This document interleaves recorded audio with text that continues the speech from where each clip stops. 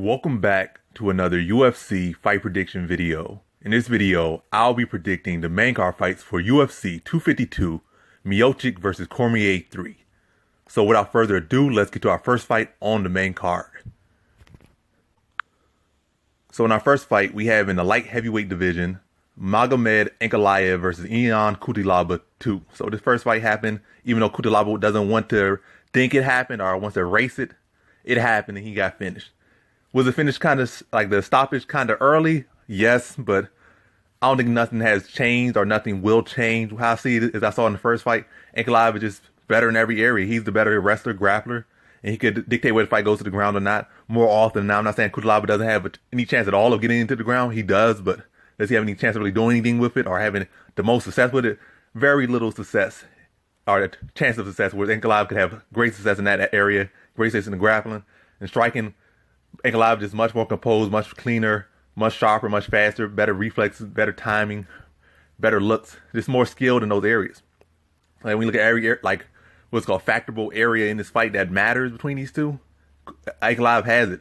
It's not like Cutelaba is the most technical fighter or the smartest fighter or this fight, and it's not like only thing he can do is get into a brawl. He said he was trying to get into a brawl, but Ankalaev is not a fighter that fight. He fights like almost a karate style with his striking. So he's not gonna go out there and go into your range and fight. Like even you get rocked and you're talking about, oh, you got rocked and you're gonna try to make him brawl with you. Even you get rocked, he's not the guy that's gonna go out there and just stick his chin up and swing on you to try looking for a finish. So your whole thing you were talking about don't make no sense. So how to see this fight is pretty much the same as the first fight, except Ankalaev is even more clean, even more sharp, and trying to, like fill up some defensive holes. I'm not saying he got some big defensive holes or anything, but just like when you go out there, you're being mindful that only chance this guy has of is landing a big shot on you. That's all he has. That's his only chance. So be even more mindful of that. In this fight, even more technical, clean fight, and then push the finish later on in the fight. So the first round was like, in the first fight was a first round stoppage. I think he's gonna push this to like a second or third round stoppage. Like I said, it's been cleaner and technical, and just like proving even more, like the fight play out more, and saying like you really got no chance. This was gonna happen. It happened before, and it happened again. And I'm doing over the course of more rounds, cleaner than the first fight,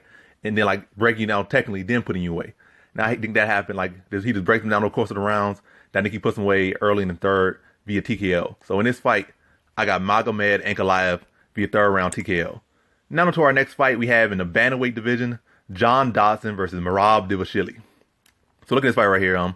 I see the odds having Dvalishvili ahead, and I hear people for a couple bit talking about Dodson's a gatekeeper. But at one point did Dodson become a gatekeeper? When he fought Marlon Moraes to a close fight where he was dropping Marlon Moraes, then Marlon Moraes started power kicking him in the dick, and then like he started to slow down. He got kicked in the dick like 4 times in one round, and no point was taken from Marlon Moraes, and it still was a split decision victory for Marlon Moraes. So no points were taken from Marlon Moraes. He got away with like 4 or 5 dick kicks in one round. That obviously changed the course of the fight because he was getting dropped. He got dropped in like the first minute, got slid first minute. Dodson was just tearing him up. Dodson started getting kicked in the dick.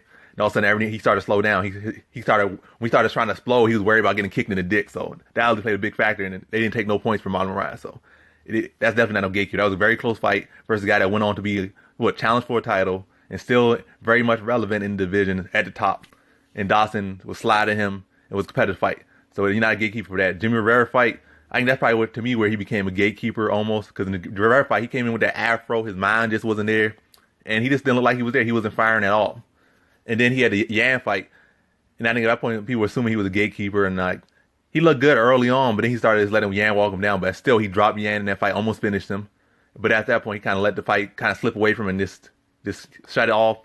By the way, Yan is a champion now, so to lose to Yan, not even get stopped by him and still get a drop on him and have a relatively competitive fight for at least the first round and some of the third round, says you're not no gatekeeper. Like you're a solid fighter. You don't drop a future champions or current champions and be in semi-competitive fights with them and be a gatekeeper. Like you're actually somebody.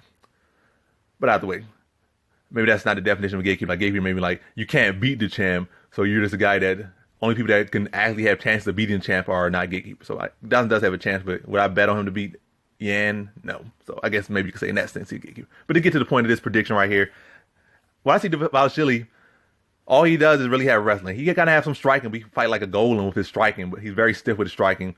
And what we do, he can shoot like 100 takedowns a fight, got infinite wrestling cardio, and tries to take you down.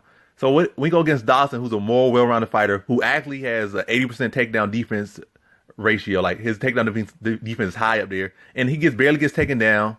People attempt to take him down, but they could barely take him down at all. And when he does, he springs back up. I can't think only like a few fighters who hold him down on the ground. I think who actually held Dodson down on the ground in his UFC career. Maybe Mighty Mouse for like a split second, and Yan in that last round.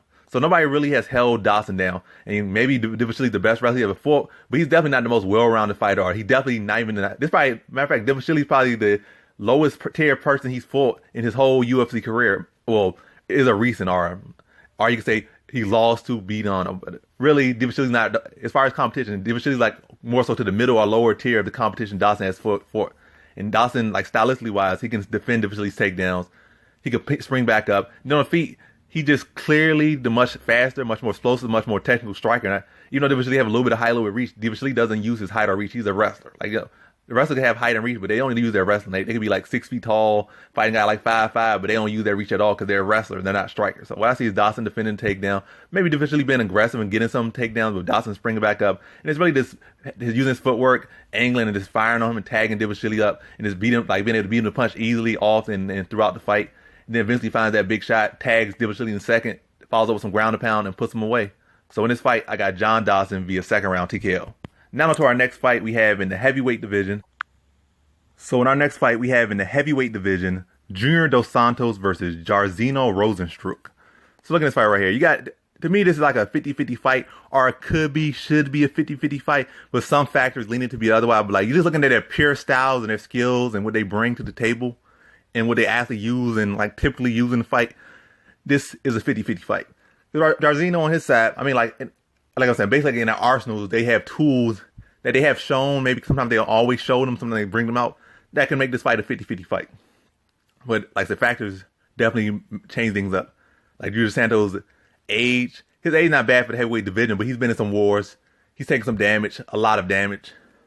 And he's trying to like skidding. He's on 2-fight losing streak, both by knockouts. He was on a good little streak there, like 3-4 fight winning streak or something at one point. And then he ran to Ngannou, and then who he loses after that? Oh, then he ran to Blaze after that. So he lost to two really top cream of the crop people in his division right here. But yeah, 2-fight losing streak, both by knockouts. That's not a good look. Rozenstruik ran to Ngannou as well, got knocked out, but he's only riding a 1-fight knockout streak. And also he doesn't have the wear and tear that Dos Santos has had over his career. But look at them, they both have powerful striking. They're technical and are powerful strikers as well. But with Dos Santos on his thing, I think what comes down to is a fight where both dudes have bombs in their hands. And then they set it off. They could put the other one out at any point of this fight. And let me give Dos Santos one rose, one feather in his cap, or one compliment.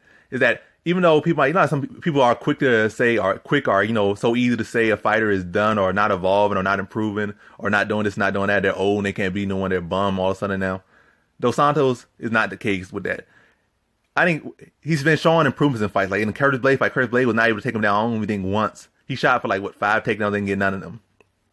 Ultimately, he had to solve it with his hands, but which kind of says getting knocked over wrestling is not the best thing, but at least showed that he made improvements in wrestling. You could see in some of these fights when he's getting near the cage, like in the past, he would let people just walk him to the cage, try to clinch it with him. Like he'll just invite them to clinch it with him, and then let them punch him on the cage and not defend us. And now you see him when you get in their cage, he'll look back, look at the cage, then look back at his opponent, take a deep breath, breathe back out, move his feet, and get off the cage. Like he would just circle away from the cage. So that shows that he's making improvements. The only thing is a little bit too late.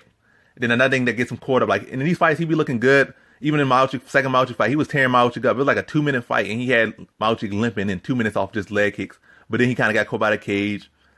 Like he tried to do like an ugly hook, left his tempo up and got tagged. But if he would just work on a little circling a little bit better there, defend himself a little better than just for the long, smart fight, just chewing that leg up, he could have had a great success. He probably would have even been able to have a real good chance of beating Miocic in that fight. He probably had a good game plan. It just didn't work out. He just got caught, made a little mental error. And that's what it kind of comes down to. Like Dos Santos at this point, he's a solid fighter, but that aura has definitely diminished a lot over the years. But the talent and stuff hasn't diminished, but some of the reflex, stuff that when you get older, like he definitely was a fighter that relied heavily on his youth and his power and his reflex and his speed. And those things are dropping, like his reflex, like he tried to catch people with that little lead uppercut or the uppercut where it's not real much setup behind it. Like very powerful. And that's what he got caught by against Curtis. I mean, he got caught trying to do that against Curtis Blade. He get caught trying to do an overhand against, stuff that probably would have landed when he was younger. Like I said, your reflex is a little bit off, your brain taking some damage. So, you kind of visualizing things and it's not, differently than what they are, I guess, because things just a little bit off. And just in MMA, when that thing's a little bit off, that makes big mistakes, especially at heavyweight when it only takes one big bomb. And that's what it really comes down to. I think Jairzinho's a solid fighter. I think Dos Santos is a solid fighter. I think he's definitely making improvements, but like I said, a little bit too late. And even still, it's like maybe he just feel a little bit smarter, try to, adjust. Like you're making improvements, but also you don't try and do the same thing you did when you were younger. And then, like I said, things just aren't the same anymore. So you got to adjust. You still got to adjust more. But this is not like tennis or soccer. Tennis or golf where you could go out there and not get hurt, not take damage, and just be right back there. And like, oh, that's where I made a mistake. And, just have time to make mistakes and just like actually doing your sport and then come back and fix things around. But this game where you make mistakes, you got to really rely on your own faith in yourself, your confidence in yourself, and your team and your work. But like you go out there, like he make these little mistakes or make these big mistakes, like just out there. Like it's not like he make 100 mistakes out there. He make like one mistake out there, and that ends up him getting knocked out or him getting put in a bad position. And like I said, this fight comes down to a game of margins. And I feel like this point in his career, Dos Santos, like I feel like he has all the tools to beat Rozenstruik, and he could be Rozenstruik.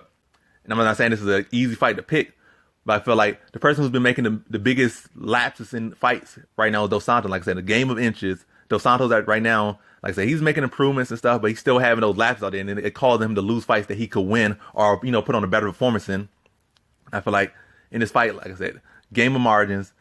Dos Santos has been the one making the bigger mistakes, or at least been the one has shown to make those mistakes, which caused him to lose fight. And I feel like in the fight that's very competitive, when Dos Santos just make that one mistake, Rozenstruik's going to capitalize, counter, put him out, and then probably finish him with some ground and pound and get that TKO stoppage.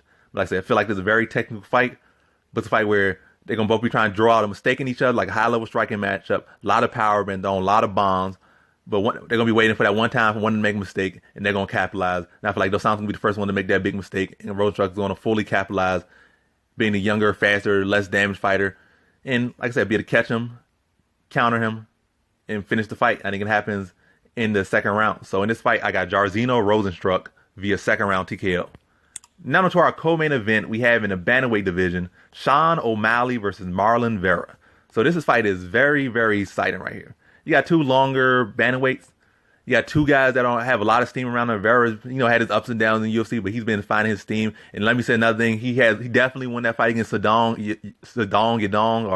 Song. And Yadong Song been getting away with a lot of these little decisions that should go the other way, but either a draw or a victory that shouldn't be his way. But it is what it is. Well, this shouldn't be happening over the long term. He got away with like 2 or 3 times, but it got to stop at some point. But as far as right now, you can't really rest on that fight or dink too much fight. You got to move on to the next fight. You got a bigger, more important fight right now against Sean O'Malley. So, and you could pretty much make that fight not even happen if you beat Sean O'Malley. So whatever the case, when I look at this fight right here, 2 long, technical strikers. But what I see is a fighter in Vera who's definitely enjoyed having the reach in a lot of these fights. And now he's giving up a lot of that. Because he's 5'8", and O'Malley is like 5'10", 5'11". So O'Malley like 3 inches taller, and he has 2-inch reach. He's faster, he's sharper, more accurate, the better boxer, better timing, better reflexes. Well, I feel like in this fight, Marlon Vera is going to pretty much give up most of his edges. I think the only thing he has he's a little bit more technical with the power kicks, like maybe to the lower side, or like tacking the legs. And that definitely be a fact because Sean O'Malley being that long and cutting that weight. And we've seen him got injured in that Andre Sukumtov fight. So maybe attacking the legs and, just landing shots, not trying to be, more so outpoint O'Malley, but more so try to, really dig into him when you land. Like you dig into the meat, dig into the bone on him. When you find these shots, he's not a fighter that kind of keep his hands down low. He's definitely got good reflexes to do that, and it works for him, helps him be creative out there. Maybe you could catch and counter, and just make sure when you land, you dig into him. Maybe there's a chance for him to, like I said, break O'Malley down. Look at O'Malley, I don't think his body is physically the most durable body. I feel like he take, like I said, catch and counter, maybe chew in the leg, maybe the whole combination end off with a leg kick, and it's work on, like this textbook stuff that's hard to really fail at. It's it's not gonna get you to the textbook can get you to the get you to the title and get you further and beyond, but definitely stuff like what I'm trying to say, it has high success, and if you do that consistently, you can find success against O'Malley. Like I said, catch and counter, do a combination and end off with a leg kick, disguise your kicks behind your punches, but all that stuff. It's not a Marlon Vera cheat code guide to beating Sean O'Malley, but how to see, like I said, the cut and dry is that Sean O'Malley is younger, he's taller, he's faster, he's a better boxer. Marlon Vera has had issue with boxers, whether they be like the inside fighting boxers or the outside boxers. He has trouble with people that have good hands. And now he's going to go against a guy that's faster than him, has better hands, longer, very creative, mixes the game very well. I don't really see no real path to victory for Marlon Vera. Like, it's like on the broad scale. Like, you go deep, like you make a game plan for anyone, you could have definitely increase your chances to win by a lot. But just looking at this, like the stats and what they bring, it's like O'Malley like stat wise, he outstrikes him as far as just on average. His strike output is higher. His strike defense is better. Like I said, he's taller, he's longer, he's faster, better reflexes, better timing. And also, Vera's a slow starter, so he's not like he's going to come out in there and like get off to a good start, maybe stun him. He's going to go out there and allow a guy that's stat creative and likes to get off to have a good start. And this is not the O'Malley before the injury or before the layoff or, for the positive test or whatever they were having with USADA or whoever they was having like tests with, like little commission, little issues he was having. The O'Malley of now is not a guy like that for Terrion Weir or Andre Sukumtov that, that had that explosive start and then kind of faded a little bit in the second and third and then, allowed his opponents to get back in and he had to kind of fight back to, just seal those fights. This O'Malley is like, he's not out there just trying to look for trying to force finishes. He's finding finishes. Like, even when you look at his finishes, these shots aren't shots with a lot of power. They're just accurate. Like, he's just being textbook. He's been clean. He's been sharp. He's setting up his shots, and he's landing them. Like, he landed them almost at, 50% power. It's not like he's landing 60, 75% power. Like, he literally just, punching through his opponent. And really not even punching through. He's just, touching him, really. Just getting him on the end of the punch, get that little bit of extension on it. Not really, running through. Like, some people just, trying to rip through you. His punches are definitely not the type where they're ripping through you. He got good rotation on the shot. He got good foot placement, good weight distribution, but it's not like a heavy shot. So, but yeah, it's not a heavy shot. But to conclude this prediction, I don't think on paper, unless Marlon Vera just come up with the perfect game plan, I don't really see him having the best shot of beating O'Malley. And I see Sean O'Malley being able to beat him in all areas of the fight and maybe probably beat him every single round. I do see Marlon Vera being a guy. He definitely starts to read his opponent. He gets a slow starter, but he does start to find things about his opponent as the fight goes on, and I feel like that's going to help him get, at least hold his own in the fight and probably make it to a decision. Maybe even might still a round, but I feel like definitely he's going to give it that first round. Second round, he's probably going to be trying to fight back into it, which is going to cost him to lose probably the first 2 minutes, which is going to probably lead to a high chance he's going to lose that round as well. And I feel like his best chance is winning the third round, or maybe doing something real big at the end of the second round to steal it, but that's it. I just really see clearly giving the first round, clearly getting up this most of the second round. And in fact, I'm going to say he's going to definitely lose the first 2 rounds. And then third round, he might have a chance to just make it still in that round. And that's not going to be enough. And really, I think he's going to lose all 3 rounds. I think O'Malley might become close to stopping him a couple times. But being Marlon Vera, being tough as he is, he's not going to give up. And like I said, he's a fighter that starts to read things as they go on. So I feel like he's going to start to, be able to defend, see what O'Malley's doing. O'Malley's so creative. He's going to start to see and get reads on what O'Malley's doing. Enough to maybe defend it or respond to it and not get caught and finish. Maybe mixing the clinch a little bit. And there it is, to hold on to the fight and stay in the fight. But like I said, I just seen all areas. Sean O'Malley is just a better fighter. And he just had the better attributes. Been gifted with the better features. And he's been able to make the weight. And like I said, better in just about every area than Vera in this one. So in this fight, I got Sean O'Malley via decision. Now on to our main event, we have in the heavyweight division, Stipe Miocic versus Daniel Cormier 3. So the end of a trilogy and the possible end of a great career in Daniel Cormier. This could be his walk-off fight, or some money could draw him back, or John Jones, fourth or third fight, or rightful third fight, or rightful second fight, because the first fight was, decided. The second fight was a no contest, so they basically only had 1 fight. So technically that would be their second fight. Is the second one technically never happened, but we know what happened, so it would be a trilogy, but whatever cases. That's besides the point. So Miocic versus Cormier 3, we have in our main event for the undisputed heavyweight title and for the status of the GOAT heavyweight in MMA. So right now Miocic has it because he has the defenses. His whole career is at heavyweight. He has the wins at heavyweight. Overall, Cormier is much farther up in the pound-for-pound status than Miocic, but just purely heavyweight, Miocic is seeming like the clear heavyweight GOAT. But if Cormier could beat him and be 2-1 against Miocic, then very well. Matter of fact, this is definitely what's on the line is the championship, but more importantly, the GOAT status of heavyweight. So whoever wins this fight is the GOAT until somebody else does more than either one of these guys at this division and steals that maybe some years later, or yes, definitely some years later, because they got to do a lot of work to do that. But either way, back to the prediction. So how I see this fight right here.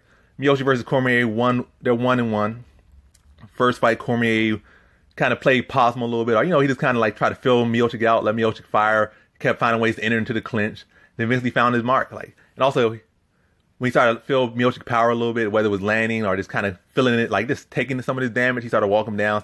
Would easily start to outstriking Miocic, and it's like I said, walk him down. His punches were having more effect on Miocic than Miocic punches were having on Cormier in that first fight.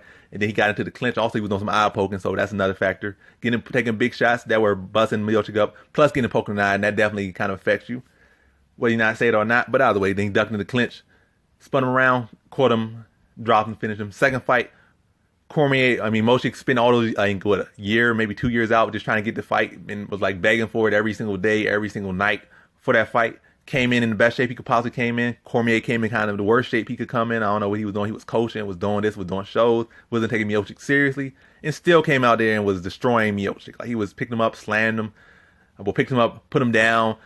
It was on him like someone, like some instance you could almost call it finish, like you could call the fight off at some points, like how he was landing some ground and pound in that first round. But nonetheless, the fight wasn't called off. It wasn't like it was that bad anyway, but definitely some big shots. Cormier spent a lot of energy, but was dominating him in the second round, dominating the third round. Fourth round, Miocic found that body shot, changed the whole course of the fight. It was looking like Cormier was just walking his way to a decision. Like, he was breathing heavily, just walking with his hands down, was still picking apart Miocic. Like, wasn't in the best shape of his career. One of the worst shapes of his career. And Miocic was in the very best of his career and still was getting dominated. He found it, like, all that been said, a win's a win, and he won the fight. So you could say, oh, he wasn't this, he wasn't that, or he was doing this, but at the end of the day, Miocic got his hand raised. So Miocic won his fight. Cormier won his fight. Miocic's coming to this fight with the victory, and they both got to make adjustments. So I think with Miocic going to the body, it definitely makes him a much more dangerous fighter, because in like pretty much most of the second fight and all of the first fight, like 95% or more of his shots were to the head. So he was head hunting, and that's what he's done in his career. He's not the guy that's prolific body shot guy or so technical, mixing up high, low, and doing leg kicks and stuff. And, doing stuff. He's more so a guy, he got power, he got some decent boxing, he's going to put his punches, he's going to put that power on you and put you out. He's not a guy that's like known for like necessarily going for, like I said, the body shots too much. Like when you look at his stats, he probably had like over 1,000 shots to the head and probably about 10 to the body throughout his whole UFC career. So not the body shot guy. But now implementing that, I guess Cormier has something else to worry about, and it's something like he's got that on his mind. So I definitely think Cormier has been trying to fix that area or work to address that area. I think a big factor of why I was so successful was already because Cormier has a weak body, and that's not what, or he's not the best to the body. And also about the fact that it was only thrown in there in the fourth round. So you're mid-fight, and somebody, like mid-fight adjustments are like crazy. Can have big effect. So you're like all the way through a fight, and you already kind of get caught to a tempo. Not nowhere in the fourth round, somebody changes something in there, and by that point you already caught up in your tempo. It's hard to get out of that, and you're tired. And like I said, Cormier was literally looking for the finish at all points of that fight. Kind of burned himself out, walking with his mouth down, even like in the first round. So now by that point, it was too late for him to really make an adjustment. And those body shots were just landing, and Cormier had no answers for them. And then he came up top and got the stoppage. But come to this fight, like I said, like I'm kind of going back to, when we look at this fight, 80% of their time in the cage together, Cormier was dominating Miocic. It's for that like 20% of the time, or maybe like 10% of the time, where like not really the most significant damage being done by Miocic, but he's in the fight. And that last 10% is when he started to find that body consistently and never let off it, and then put Cormier away. So like 10% of that like really nothing significant, and then the other 10% is like when was found that opportunity and find that avenue, and he took advantage or took that route. But I see this fight right now.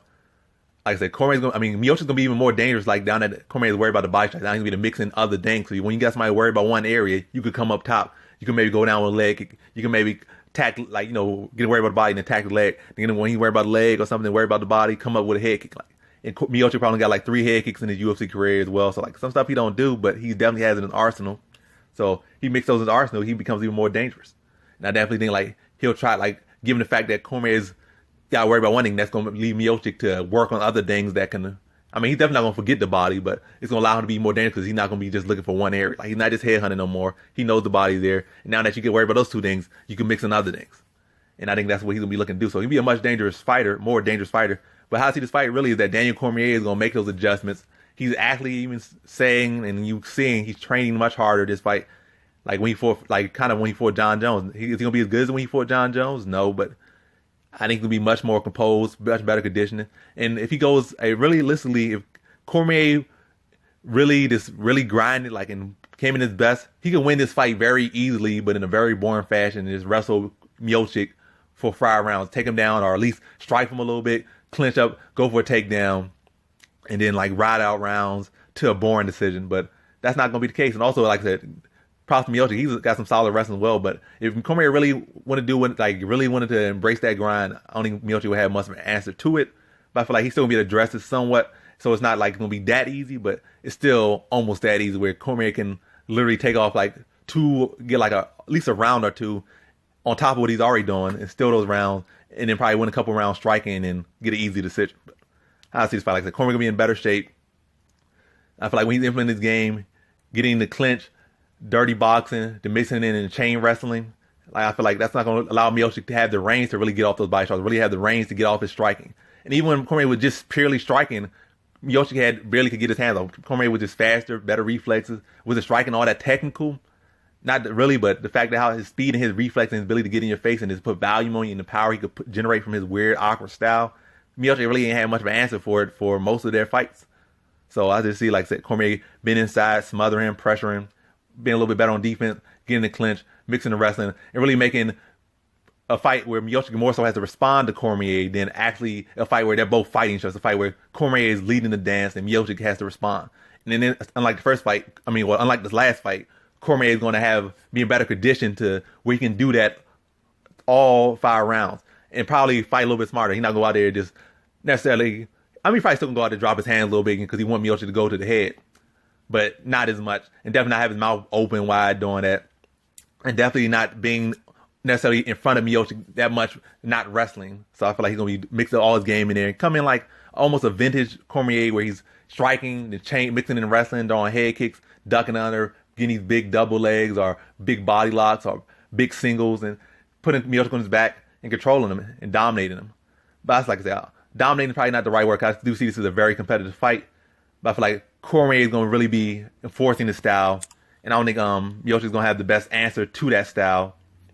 And ultimately, you got to see Cormier high pressure, mixing in clinch, mixing in takedowns, mixing in the striking. And like I said, making Miocic respond to him instead of it really being a fight where they're both back and forth for really the majority of this fight. Now I feel like Cormier's grind and his pace and his grappling and his striking is all going to wear Miocic down. He gets a takedown in the 3rd round, lands some ground and pound, makes Miocic give up his back, flattens him out, and gets the rear naked choke in that 3rd round. So in this fight, I got Daniel Cormier via 3rd round submission. And that concludes my fight predictions for the main card of UFC 252, Miocic versus Cormier 3. And as always, thanks for watching.